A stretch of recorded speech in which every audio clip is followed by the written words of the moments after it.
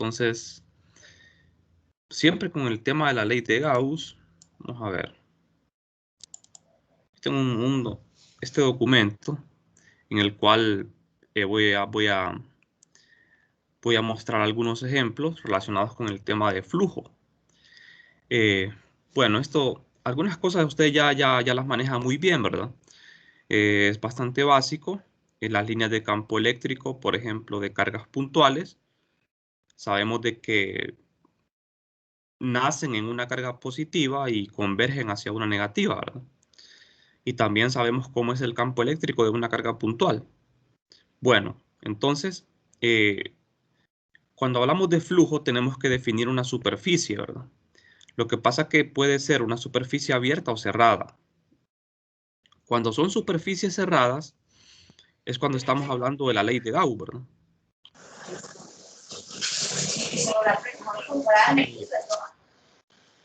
Bien. Apaguen su micrófono, por favor, Jorge. Bueno, entonces, cuando hablamos de ley de Gauss, ¿verdad? La superficie tiene que ser cerrada, necesariamente. Entonces, si ustedes recuerdan la definición de ley de Gauss, nos dice que el flujo eléctrico a través de una superficie cerrada es proporcional a la carga encerrada. Entonces, vamos a ver, aquí tengo dos superficies que son cúbicas, superficies imaginarias, cerradas, y tengo una carga puntual Q en cada una de ellas. Fíjense bien, el flujo eléctrico a través de cada superficie es el mismo. No importa si esta superficie es más grande, esta es más grande que esta. El flujo es el mismo porque lo único que importa es la carga encerrada. Aquí no tienen que hacer ninguna integral, no se tiene que hacer ningún cálculo. Con solo saber la carga encerrada, yo ya conozco el flujo. Otra cosa que no importa también a la hora de calcular flujo es donde se ubique la carga en relación con la superficie. Esta carga no necesariamente tiene que estar en el centro del cubo. En cualquier punto que esté dentro, en el interior, el flujo va a ser el mismo. Porque la ley de Gauss nos dice eso, ¿verdad? De que el flujo solo depende de la carga encerrada. Entonces el flujo siempre va a ser el mismo, si la cantidad de carga es la misma, ¿verdad? Bueno, ahora, ¿qué sucede si lo que tengo es una superficie abierta? Supongamos de que a este cubo le quitamos 5 caras y solo dejamos una cara de ellas. Solo nos quedamos con una cara que tiene lados L por L. Entonces, en este caso ustedes ven que el campo de una carga puntual, en este caso positiva, es divergente, ¿verdad? El campo está saliendo así de toda la carga. Entonces, para poder encontrar flujo en este caso, ya no tenemos que hacer uso de la ley de Gauss. Ya no se puede porque la superficie es abierta. Entonces aplicamos simplemente el concepto de flujo eléctrico, ¿verdad? Que es el campo eléctrico atravesando una superficie. Entonces, en este caso lo que hacemos es integrar sobre toda la superficie el campo eléctrico. Para eso tenemos que definir un vector de área perpendicular a la superficie. El vector de área lo definimos en base a la regla de la mano derecha. Fíjense bien, en la orilla de la superficie cuadrada yo tracé unas flechas. Las flechas me indican el sentido del diferencial de área. Ustedes doblan los 4 dedos de la mano derecha en torno a las flechas y el pulgar les va a indicar la dirección. Esto se tiene que mencionar en el problema, ¿verdad? Entonces, vamos a ver. Este campo, jóvenes, que tenemos acá es un campo variable. Este no es un campo uniforme. Entonces, como es un campo no uniforme, no podemos sacar el campo eléctrico de la integral. Tenemos que integrarlo. Pero como ustedes ya saben, el campo eléctrico de una carga puntual es muy fácil, ¿verdad?, de calcular. Entonces simplemente lo sustituyen acá y lo integran en la superficie cuadrada. ¿De acuerdo? ¿Qué pasaría si por el contrario, vamos a ver? Fíjense que aquí nosotros, si ya tenemos habilidad en esto, Por esa razón lo hice con un pedazo de con una cara del cubo. Como un ejemplo muy especial, imagínense que la carga esté centrada en el cubo, de manera que al estar centrada en el cubo, la distancia de la carga a cada una de las caras es la misma. Entonces, como el cubo tiene 6 caras, ¿qué fracción de flujo es la que atraviesa cada una de las caras? Si la carga está centrada, la misma cantidad de flujo tiene que pasar por cada una de las caras, ¿verdad? A menos que no esté centrada. Si está centrada, entonces tiene que pasar un sexto de flujo por cada cara del cubo. Entonces, si la carga está centrada en el cubo, el flujo a través de cada cara es un sexto del flujo eléctrico neto, que es carga entre épsilon. Entonces, si a ustedes les preguntan, ¿verdad? ¿Cuál es el flujo a través de cada una de las caras del cubo? Primero tienen que ver si la carga está centrada. Si está centrada es un sexto. Pero si no está centrada ya no, ¿verdad? Bueno, entonces esto nos puede ahorrar trabajo. Bueno, ahora supongamos de que en la misma área de un cubo, de una de las caras del cubo, está siendo atravesada por un campo uniforme. Este campo es uniforme. Entonces en este caso el cálculo es más fácil, porque como el campo es constante y es paralelo al diferencial de área, entonces el campo puede salir de la integral. De manera que yo estaría integrando aquí solo el área. Y la integral del área es el área total, que es A. Entonces cuando ustedes vean de que el flujo es igual al campo por el área, significa que el campo es constante. ¿De acuerdo? Y como es el área de un cubo, es L cuadrado. Entonces el flujo a través de esta superficie es el campo por L cuadrado. Bastante fácil, ¿verdad? En el caso de un campo uniforme. Bueno, vamos a ver este otro caso. Aquí tenemos dos superficies que son cerradas. Estas superficies son esféricas. Fíjense, jóvenes, que cuando la superficie es abierta, esto no se llama superficie gaussiana. Superficie gaussiana solo cuando es cerrada. Estas superficies de acá son gaussianas porque son cerradas. Dentro de ellas hay una carga positiva Q de igual magnitud. ¿Cuál es el flujo a través de cada una de estas dos superficies, a través de la A y la B? ¿Cuál sería el flujo?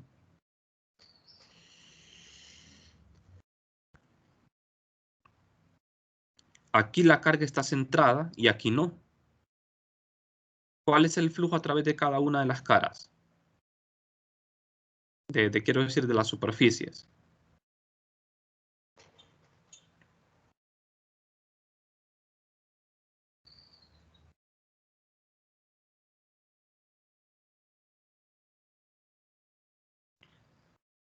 ¿Será que el flujo eléctrico es diferente?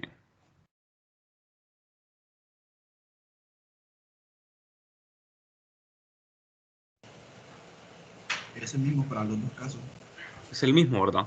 Exactamente, es el mismo. Fíjense bien, no importa en qué lugar se ubique la carga dentro de la superficie, el flujo es el mismo, carga entre épsilon. No hay que hacer ninguna integración aquí. Ahora bien, una gran pregunta aquí, ¿verdad? Que nos podemos hacer. ¿Se podrá usar la ley de Gauss en los dos casos para encontrar campo eléctrico? Si yo quiero saber el campo eléctrico de esta carga, con la ley de Gauss, como la superficie es cerrada, se puede saber en ambos casos. Si está dentro de la esfera, sí. No, solo para el caso A. Solo para el caso A, ¿verdad? Exactamente, solo para el caso A. ¿Por qué para el caso B no? Porque el vector de posición relativa cambia. Sí, ¿verdad? O sea, al no estar centrada la carga, entonces el flujo eléctrico es diferente en la superficie. El valor del campo no es constante. Acuérdense de la ley de Gauss. Para poder despejar el campo tiene que ser constante en la superficie gaussiana. Tiene que tener el mismo valor. Entonces, como la carga aquí está centrada, la distancia de la carga a la superficie es la misma, de manera que el valor del campo va a ser el mismo. Hay simetría esférica. Aquí no existe simetría esférica porque la carga no está centrada. El flujo siempre es el mismo, pero el campo no puede ser encontrado acá porque el campo no sería constante en la superficie. ¿De acuerdo? Entonces tienen que identificar eso, ¿verdad? El flujo no se afecta en nada, pero el valor del campo en la superficie sí se afecta. ¿Estamos de acuerdo, verdad? El tamaño de la superficie tampoco afecta el flujo. Si yo duplico o triplico el tamaño de estas esferas, el flujo va a seguir siendo el mismo. Bien, entonces en A, ¿verdad? Podemos encontrar el campo eléctrico con ley de Gauss, pero en B no. Bueno, vamos a resolver un problema de flujo para que vean ustedes que no es tan sencillo, ¿verdad? Este tema de flujo. Una esfera de radio R rodea una partícula con carga Q, ubicada en su centro. Demuestre que el flujo eléctrico a través de un casquete circular de semiángulo θ es esto. Esto es flujo, ¿verdad? Este es el símbolo de flujo eléctrico. Es igual a la carga entre 2 epsilon por 1 menos coseno de θ. ¿Cuál es el flujo para θ igual a 90 y θ igual a 180? Entonces lo que tenemos es esto, bueno, fíjense bien. Es una esfera imaginaria. Es una superficie gaussiana. Dentro de esta superficie está una carga Q centrada en la esfera. Pero nosotros vamos a calcular el flujo solo a través de esta región sombreada que es un casquete de la esfera. Es un segmento de la esfera imaginaria. No es un disco, ¿verdad? No es un disco plano. Es como un cono. Esto forma un cono. Entonces vamos a calcular el flujo a través de esta región. Esto no es nada intuitivo. Ahora, fíjense bien, como la carga está centrada en la esfera, si a mí me dijeran, calcule el flujo a través de la esfera, yo ya sé cuál es el flujo, ¿verdad? Porque en el problema me están dando la carga. Entonces el flujo a través de esta esfera sería la carga entre epsilon. O si me pidieran el flujo a través de la mitad de la esfera, ¿cuál sería el flujo a través de la mitad de la esfera? Si yo cortara la esfera por la mitad, ¿cuál sería el flujo eléctrico a través de la mitad de la esfera?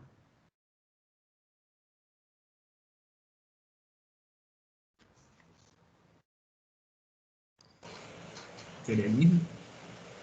Mm, Con la parte si, de abajo. si yo cortara la esfera a la mitad, solo me quedo con la mitad superior. ¿Cuál sería el flujo eléctrico a través de esa mitad superior? La mitad de la carga. La mitad, ¿verdad? Exactamente, la mitad del flujo neto. O sea, la carga entre 2 epsilon, ese sería el flujo a través de la mitad de la esfera. ¿Por qué? ¿Por qué exactamente la mitad del flujo? Porque como la carga está centrada, hay simetría. Ahora, si la carga no estuviese centrada, el flujo a través de la esfera total siempre sería el mismo, carga entre epsilon, pero ya si yo corto la esfera por mitad, ya no sería la mitad del flujo, ¿de acuerdo? Porque se rompe la simetría esférica. Bueno, entonces vamos a demostrar esto de que el flujo a través de este casquete es igual a esto. ¿Cómo lo vamos a hacer? Usando la integración, ¿verdad? Vamos a hacer la integración de flujo eléctrico, pero esta superficie es abierta porque no es la esfera total, es solo un casquete de la esfera, ¿verdad?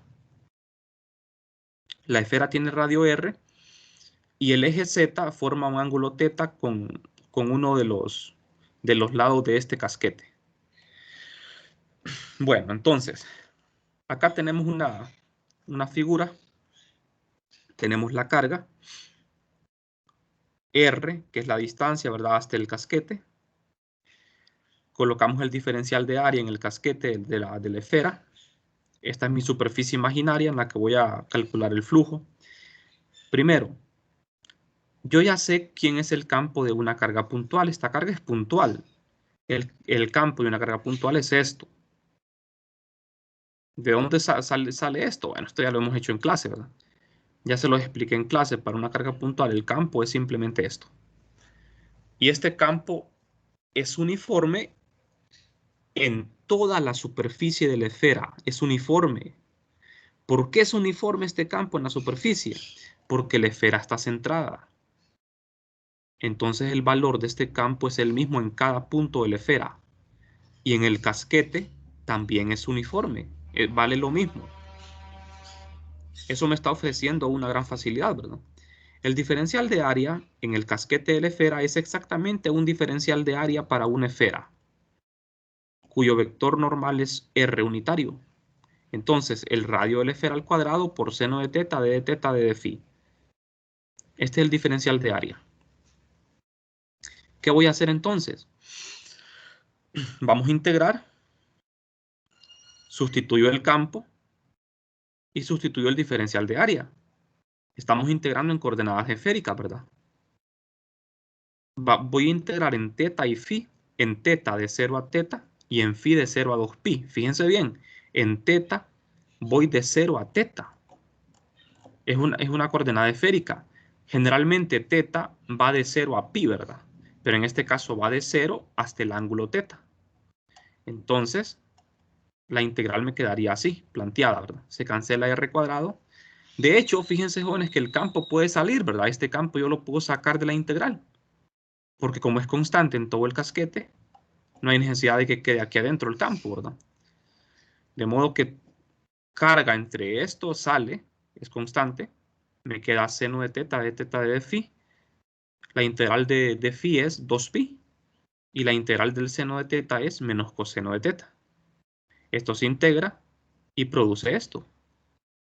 Este signo menos es por el resultado de la integral. Este signo menos lo multiplico por lo que está en el paréntesis y ya está. Ya hemos demostrado, miren, bastante fácil, ¿verdad? Este es el flujo eléctrico a través del casquete que rodea esa carga, que es una superficie abierta. Aquí ya no se puede usar la ley de Gauss, ¿verdad? Porque estamos hablando de una superficie abierta. Y la diferencia es que cuando calculamos flujo tenemos que saber el campo. Aquí no vamos a encontrar campo eléctrico, ya lo tenemos que conocer, ¿verdad? En la ley de Gauss uno puede calcular campo, aquí no. Aquí lo que se pide solo es flujo, que es las líneas de campo atravesando una superficie. Bueno, ahora voy a calcular el valor del flujo cuando teta vale 90 grados, o sea, pi medios. Simplemente sustituyo pi medios aquí. ¿Cuánto es el coseno de pi medios? Es 0, ¿verdad? Entonces me queda esto. Este es el flujo si teta vale pi medios. Y fíjense lo interesante acá. Este es el flujo, es la mitad del flujo neto. O sea, el flujo a través de la esfera completa, es carga entre épsilon. Teta igual a pi medios es la mitad de la esfera. ¿Y cuál es el flujo a través de la mitad de la esfera? Es la mitad del flujo neto. Q entre 2 épsilon. Ahora, ¿qué pasa si teta vale 180? O sea, pi. Estamos hablando de toda la esfera. Coseno de 180 es menos 1 y menos por menos es más 1. Me queda 2, de manera que este es el flujo total a través de la esfera, porque en este caso, cuando teta vale pi, estoy tomando toda la esfera. Entonces el flujo este es neto. Este resultado, fíjense bien, estos dos resultados que obtuve aquí en el inciso B y en el inciso C, no hacía falta obtenerlo a partir de este resultado. No hacía falta. Con solo ver la figura, yo ya sé que en la mitad de la esfera el flujo es la carga entre 2 épsilon. Y en toda la esfera el flujo es la carga entre épsilon. Ahí no teníamos que hacer cálculos. ¿Estamos de acuerdo? O sea, en el inciso B y C no hacía falta basarnos en este resultado. O sea, haber integrado no hacía falta. Solo con ver la figura era suficiente. Lo que había que chequear es que la carga esté centrada en la esfera, ¿verdad? En el inciso C eso no importa. El flujo siempre va a ser el mismo. Aunque la carga no esté centrada, pero en el inciso B sí importa que la carga esté centrada, porque si la carga no está centrada, ya ahí perdemos simetría. Entonces hay que tener muy en cuenta eso, ¿verdad? de si la carga se encuentra centrada en el objeto o no. No sé si tienen alguna pregunta.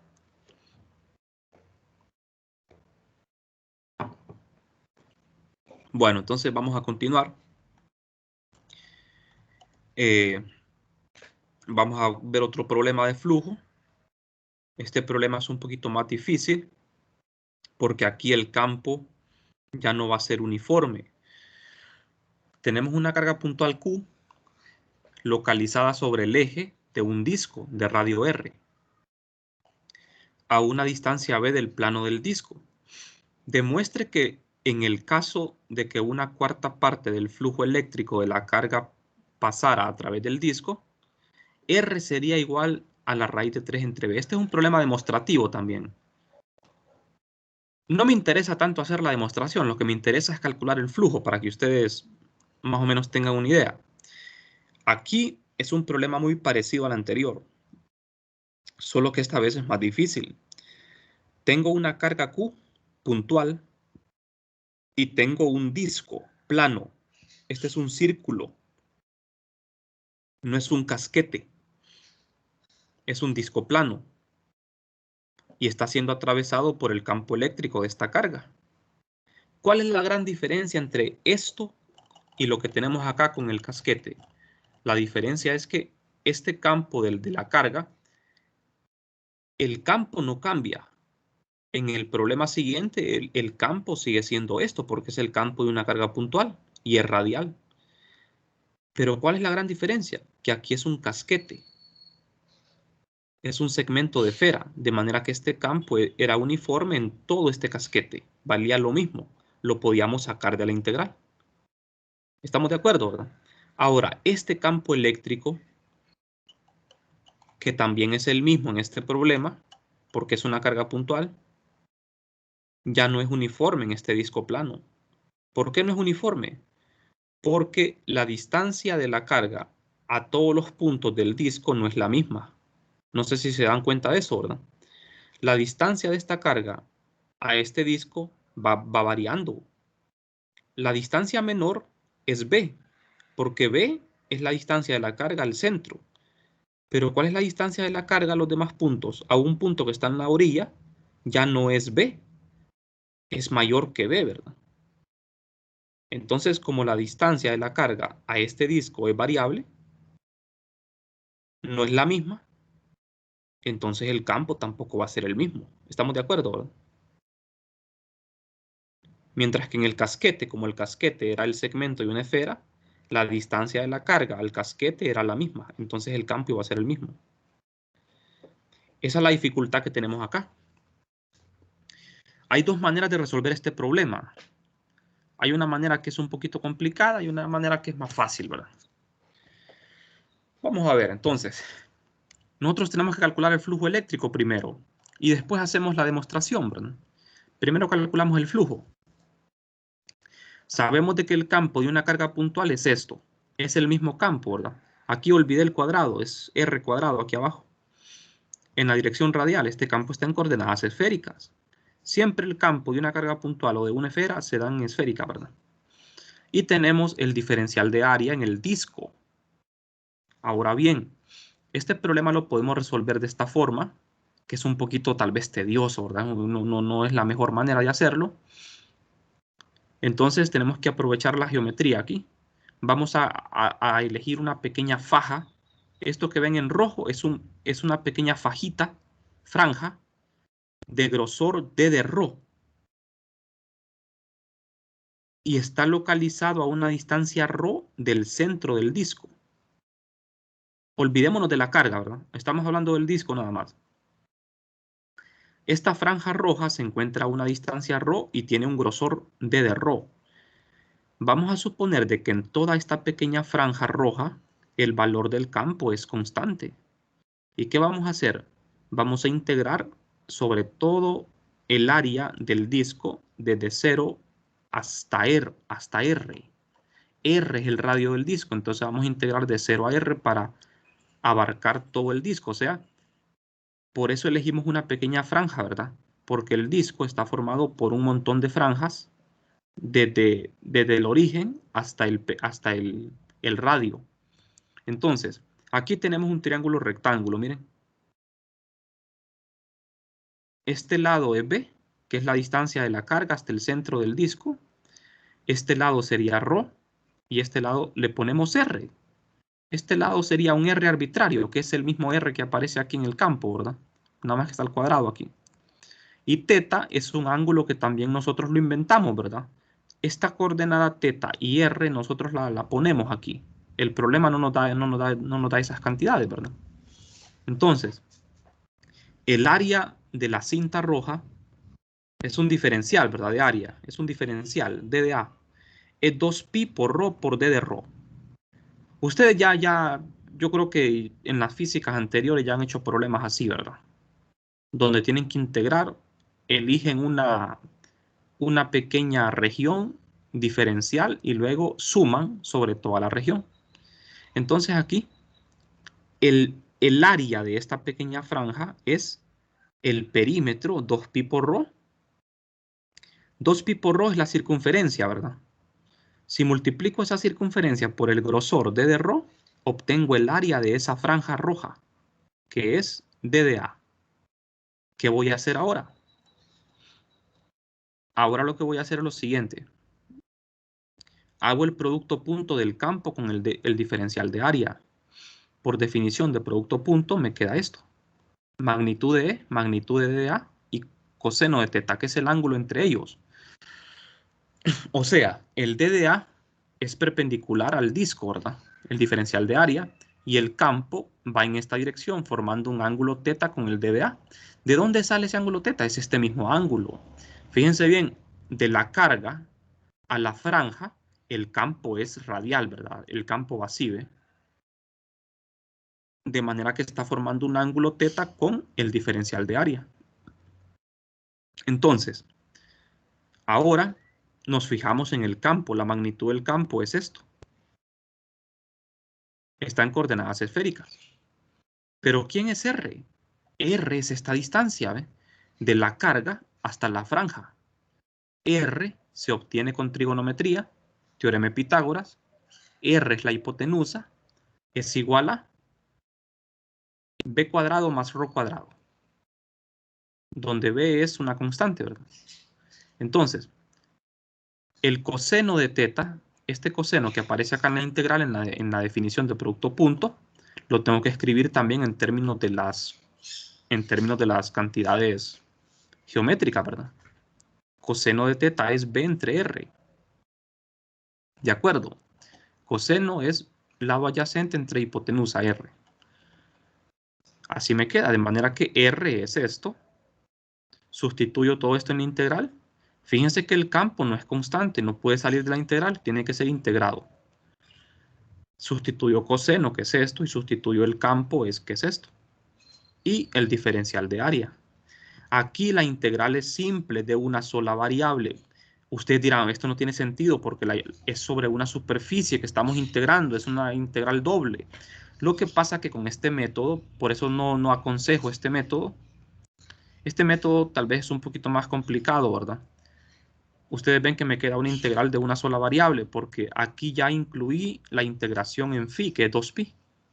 Cuando hicimos esta consideración de que la franja roja que seleccionamos tiene una circunferencia de 2pi por ρ, ahí ya estamos, es como que estuviésemos integrando en phi, ¿verdad? Es 2pi. Estamos abarcando toda la longitud de la circunferencia. Entonces, por eso solo me queda la integral en ρ, que es de 0 a r. Entonces, integramos esto, miren. Lo que es constante lo sacamos. La carga B, 4pi epsilon, esto lo sacamos. Este 2pi se simplifica con este 4pi. Y la integral queda en términos de ρ.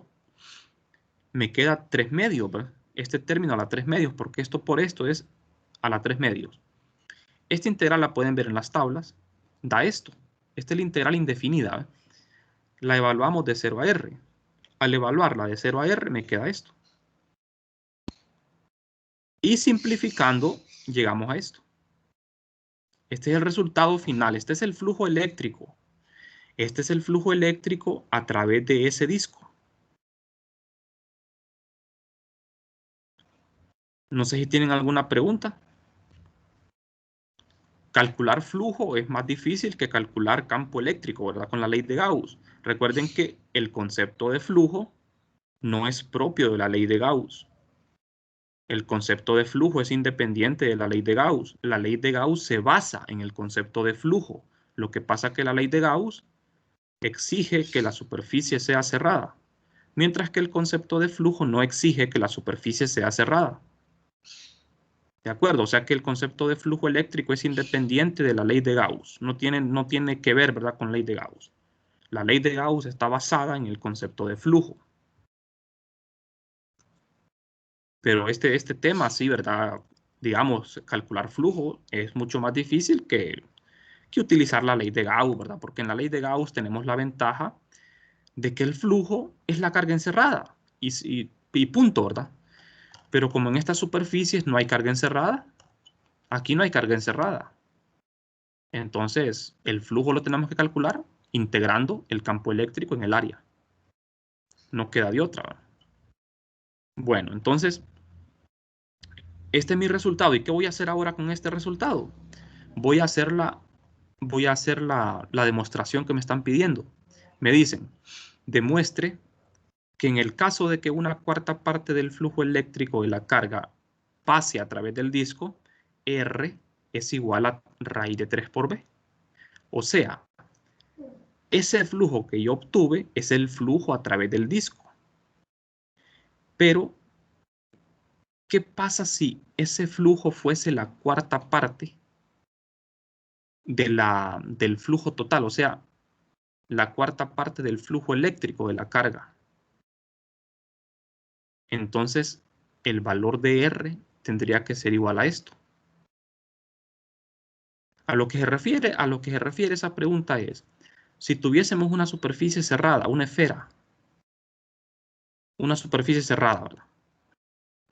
Y a través de la superficie hay un flujo neto igual a la carga entre épsilon, ¿verdad? Entonces, si a través de este disco solo pasara un cuarto del flujo neto, R tendría que valer raíz de 3 por B. Entonces la demostración es bien fácil, ¿verdad? Lo que tenemos que hacer es, queremos de que el flujo sea un cuarto del flujo neto. Un cuarto. Entonces, sustituyo aquí en el flujo esto y lo igualo a esto.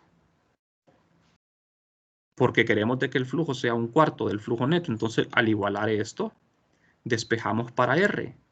R sería nuestra variable acá. La carga se cancelaría épsilon. Como ustedes ven, este un cuarto, este un medio se simplifica. Queda aquí un medio igual a 1 menos esto. Despejo para R. Despejar para R es fácil, ¿verdad? Esto ya es álgebra. Elevamos al cuadrado a ambos lados, me queda esto. Después multiplico ambos lados por este término de abajo, el denominador. Tengo esto y despejo para R. Al despejar para R, me queda 4b cuadrado menos b cuadrado igual a 3b cuadrado. Al quitar el exponente con la raíz, me queda que R es igual a raíz de 3 por b. Y ya está la demostración. Eso era lo que queríamos hacer, ¿verdad? Demostrar que cuando el flujo es un cuarto del flujo neto, R vale esto. Pero esto no es tan importante. Lo que a mí me interesaba era calcular flujo eléctrico, ¿verdad? Esta es la parte importante acá. Bueno, entonces, no sé si este método les parece difícil o fácil. A mí me parece que es un método un poco difícil, porque no todo el mundo va a tener ¿verdad? Esa digamos, creatividad, ¿verdad? De hacer de imaginarse estas cosas. Digamos que la manera más formal y más fácil de hacerla es al estilo de nosotros, ¿verdad? Aquí en la clase de 321, definiendo elementos de área en coordenadas ya sea cilíndricas o esféricas y haciendo cambios de variable, cambios de coordenadas. Esta forma me parece a mí más fácil. Entonces, En el disco definimos un diferencial de área en coordenadas cilíndricas porque es un disco, ¿verdad? Como es un círculo, lo que nos conviene son coordenadas cilíndricas. Pero la dificultad está en que la carga está en coordenadas, el campo de la carga está en coordenadas esféricas. Siempre el campo de una carga puntual va a estar en esféricas, porque hay simetría esférica. Bueno, entonces, tengo el diferencial de área y tengo el campo eléctrico. ¿Qué voy a hacer?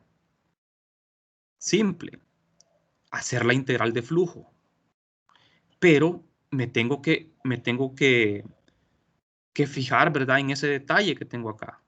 El diferencial de área está en coordenadas cilíndricas y el campo eléctrico está en esféricas. No podemos hacer la integral así. Entonces la idea aquí es R. ¿Quién es R? Es el mismo R que definimos antes, ¿verdad? R es la distancia arbitraria de la carga a un punto del disco. Es esta R, ¿ve? Esta R es variable. La distancia de la carga a un punto del disco, a un punto cualquiera.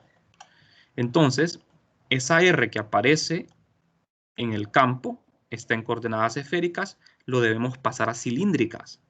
¿Cómo lo hacemos? Como R en esféricas es esto,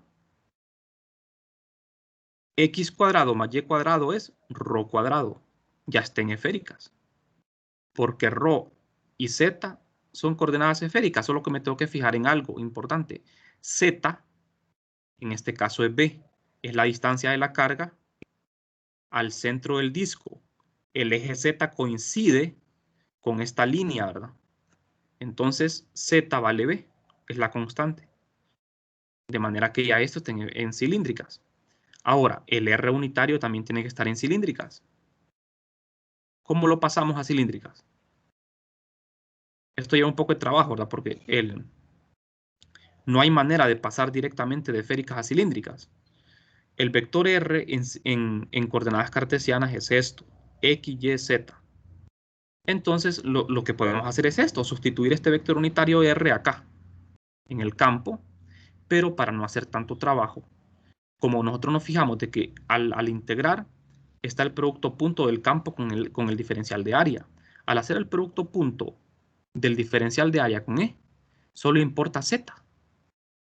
Z.x es 0, Z.y es 0 y Z.z es 1. Entonces, de estos tres términos del vector R, solo va a quedar la componente Z, que es coseno de teta.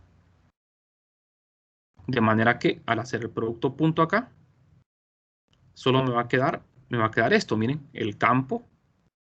Aquí todavía no he hecho la sustitución por esto. Entonces, al hacer el producto punto me queda solo la componente Z, ¿verdad?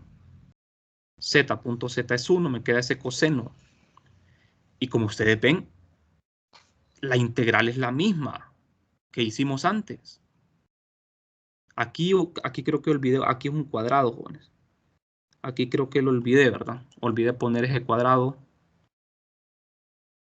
Vamos a ver, sí, lo olvidé. ASR, sí, está bien. Vamos a ver. Está bien, creo que está bien. Porque está elevado a la 1/2, ¿verdad? Está bien. Este coseno de teta es el mismo coseno que aparece antes. Me voy a ir atrás. Me voy a ir atrás. Ese coseno de teta es este mismo coseno de teta, miren. Nada más que nosotros lo tenemos que escribir así, ¿ve? Entonces prácticamente hemos llegado a la misma integral. Hemos llegado a lo mismo. Tenemos que definir ahora, ¿verdad? De acuerdo a la geometría que tenemos, quién es coseno de teta, porque no podemos dejar ese coseno de teta aquí en el integrando, no lo podemos dejar así. La variable de integración son ρ y phi. Ahora sí queda una integral doble, miren. ρ y phi. En ρ voy de 0 a r y en phi voy de 0 a 2pi. Y el coseno de teta aquí es variable. No podemos dejarlo así. Entonces lo tenemos que escribir en términos de ρ, la variable de integración. Entonces, basándonos en esta idea, en el triángulo, coseno de teta es lado adyacente entre hipotenusa, que es R. Y R es esto. En cilíndrica, ¿verdad? Todo está en cilíndricas. Sustituyo el coseno, entonces, me queda esto. Al multiplicar este término por este término me queda esto a la 3 medios. Y aquí tengo las dos integrales, miren, en phi y en rho. En phi es 2pi, lo mismo que teníamos antes, solo que antes no integramos en phi porque ya estábamos incluyendo el 2pi, ¿verdad? De un solo. Aquí esta integral es exactamente la misma de antes, ya sabemos qué hacer y el resultado es el mismo. Hemos llegado al mismo resultado de antes. Solo que creo que este método es más fácil, ¿verdad? Para nosotros es mucho más fácil porque estamos acostumbrados a hacer estas cosas, estos cambios de coordenadas y a expresar los diferenciales de esta manera. Entonces, lo importante era calcular este flujo eléctrico. Bueno, entonces no sé si tienen preguntas.